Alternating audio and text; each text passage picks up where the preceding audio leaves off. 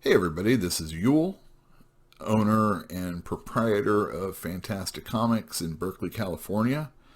Theoretically, I'm also the owner of the YouTube channel that you're watching this on right now. And if you haven't heard, comic books right now are on a hiatus. There's this whole virus thing that's going around right now, and California has a shelter in place, and New York has a bunch of breakouts, and they're trying to get all of this under control. And there's a lot of theories on what you're supposed to do. Some comic stores have stayed open, some have waited till the bitter end to have to close, and then others are still doing curbside service and sending stuff out. There's a lot of things that are going around about this virus that, it's funny, in this information age, what can you believe sometimes? This is something that is deadly. This is something that's not that big a deal, but it's highly contractable, etc., etc., etc., etc. It's just a bunch of talking.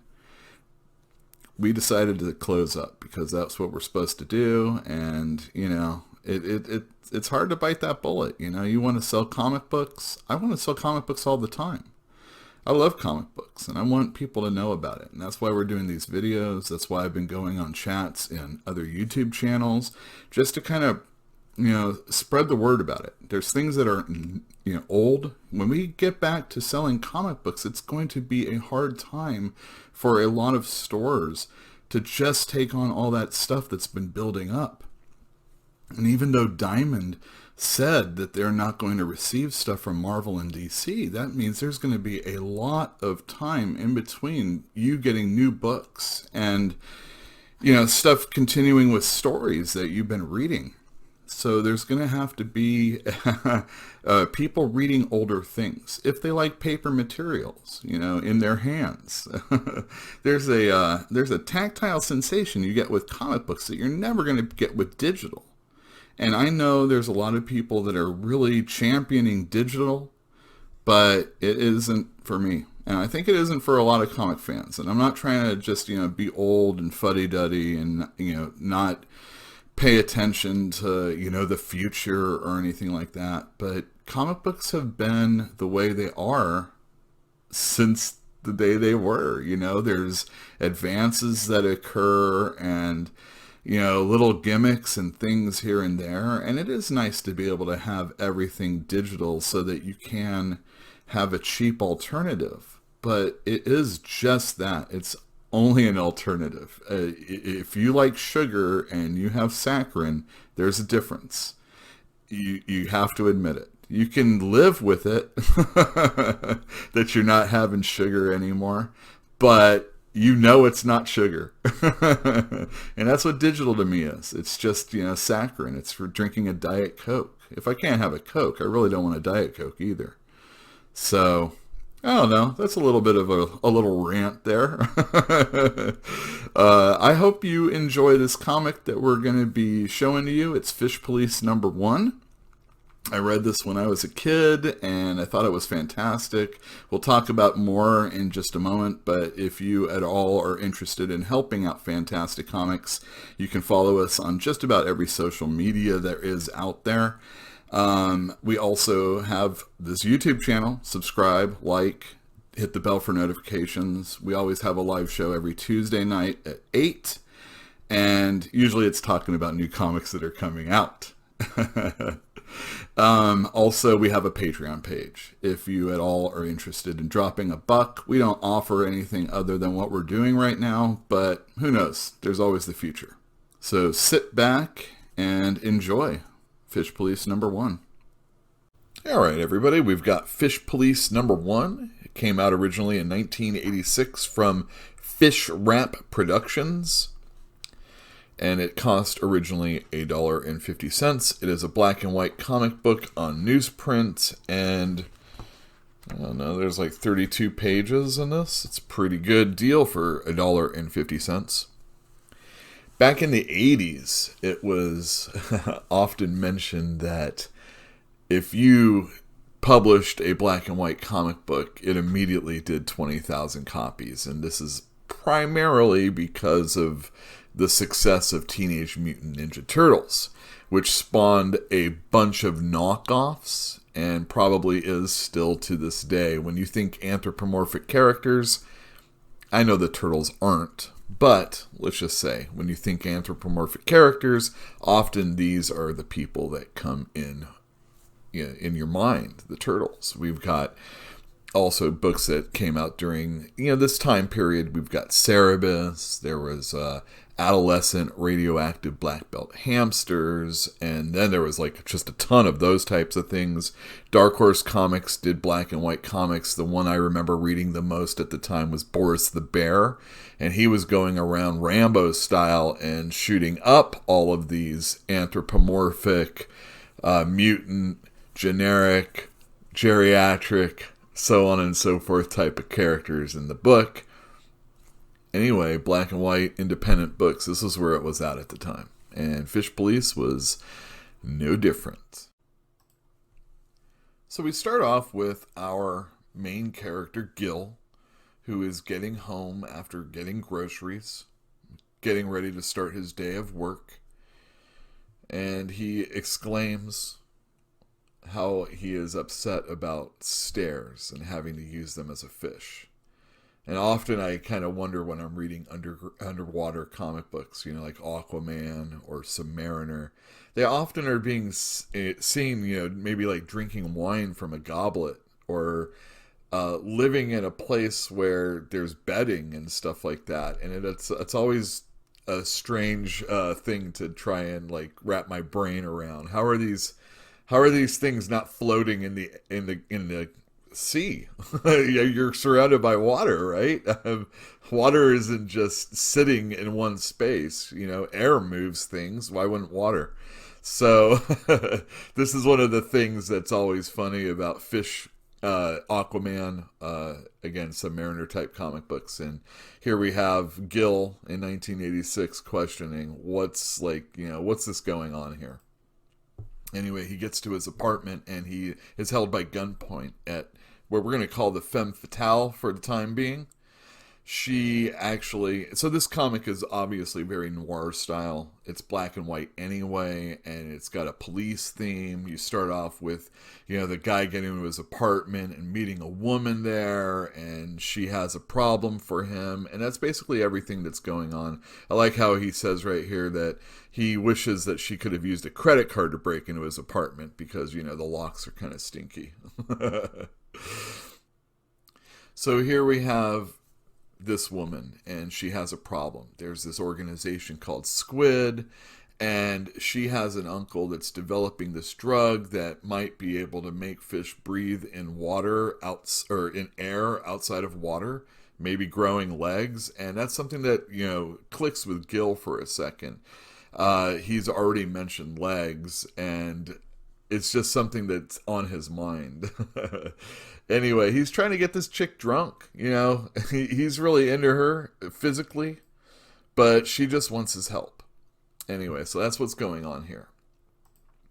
He agrees to meet up with her uncle, and he's going to take on the case, basically. He just has to do it later on tonight. And when he goes to his boss is like, no way, you're not getting the night off. And they have this big long conversation, and finally the chief realizes that there's a woman involved. And Gil's like, what are you talking about, there's a woman involved? And he's all, look, anytime you want to do something, go off, the fish reservation, if you will, you always are getting sucked up into some womanly thing. And he's like, what? I can't remember anything. And this again is playing a little bit on, with the character Gil. Maybe he's really a fish who is a fish out of water or in water, something like that. And so here the chief is recounting all his exploits with women that have ended in failure. And Gil can only concede that he's got a point. Here we have Gil talking to Megan Mullally.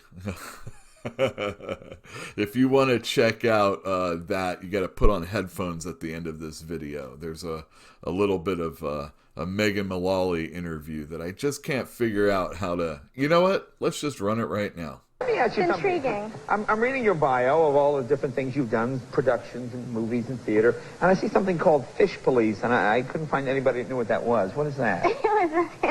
It's what? What is it? Fish Police? It was an animated primetime television series. Primetime series? Was it ever on TV?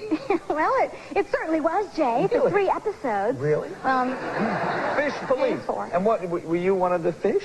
I was the lead girl fish. Are you, all right, and The voice of the lead girl fish. okay. And what voice did you use? Your voice? So your voice is different here than it is on the show. Yeah, I don't know. I can't remember exactly. It was some, something fish-like. Yeah. But, but yeah, that was an interesting experience doing animation, doing voiceover stuff. You know, I was the lead girl fish, and there was like a lead boy fish, Right. and I remember one time. A lot of times me and the lead boy fish would have some kind of little falling out, and then by the end we would make up, and we would sort of, kiss and make up, as it were. And so you have to do a kiss sound, because there has to be a kissing sound on television. And so the director, it wasn't really working out. You're supposed to sort of kiss the back of your hand or something, but it didn't really sound right. So he said, well, why don't you go over there to the lead man fish and let him kiss you on the, give you a kiss on the cheek. And so I go over there, and the guy, he put his tongue in my mouth, and I thought, wait, no creepy Frenching for animation? Not necessary. Was he a massage therapist? That was him.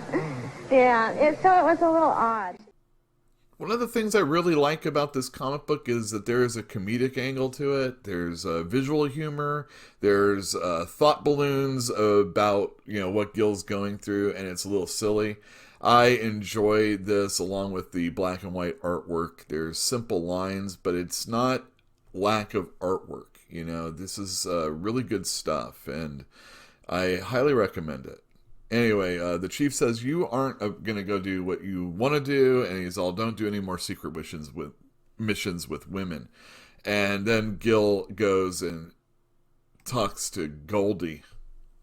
And Goldie's like, who's the name of this woman that you're talking about? Because he's trying to get her to go ahead and, maybe meet up with the uncle that, he's supposed to go to. Maybe Goldie can go and do this. And she's like, what's the name of this woman? And he says that her name's Angelfish. And it's there that Goldie's like, don't you dare.